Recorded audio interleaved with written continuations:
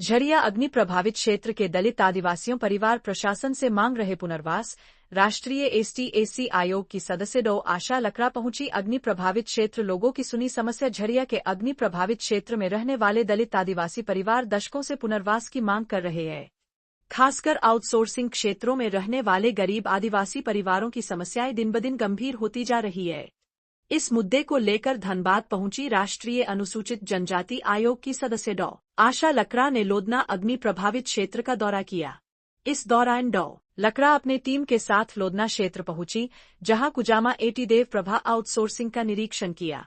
कोयला खदानों में चल रही मशीनों और अग्नि प्रभावित क्षेत्रों की स्थिति का अवलोकन करते हुए उन्होंने स्थानीय निवासियों की समस्याओं को समझा। इस दौरान डॉ लकड़ा एनएस लोदना स्थित रक्षा काली धाम भी पहुंची, जहां उन्होंने मां रक्षा काली के दर्शन किए।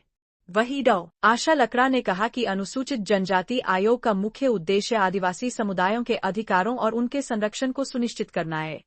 उन्होंने संविधान के अनुच्छेद 338(5) का जिक्र करते हुए बताया कि आयोग का दायित्व है कि वह आदिवासियों के विकास और उनकी योजनाओं में सक्रिय भागीदारी सुनिश्चित करे।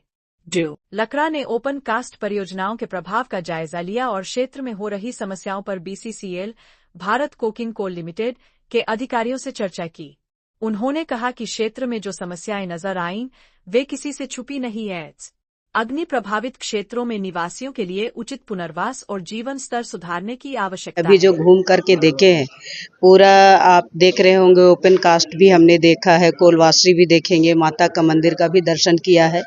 चलते समय और उस जगह पर देखने से कई बातें सामने आती है और हमारा कोकिल कोल लिमिटेड यानी बीसीसीएल का रिव्यू मीटिंग भी है। उस समय जितने भी जो समस्याएं हैं, कई जनता ने हमें आवेदन दिए हैं, उन सबको हम लेकर के उन्हें देंगे। और घूमने से यह प्रतीत हो रहा है जो समस्याएं यहाँ दिख रही है वो किसी से छुपा हुआ नहीं। आप तो वर्षों से देख रहे हैं, लेकिन आयोग जब आई है और देखेगी तो हम आपको 28 तारीख को पूरा ब्रीफ कर देंगे कि क्या हमें मिला है, क्या नहीं मिला है। विस्थापन का मामला भी हमने पूछा है, हमने इस क्षेत्र के जीएम से भी बातचीत की, तो लगभग उन्होंने हमें जो आंकड़ा दिए हैं 600 लोगों को अभी रिहेबिलिटेशन किया है, विस्थापित किया है, उनको जगह दिए हैं, पुनर्वास किए हैं, ये सामने आया है।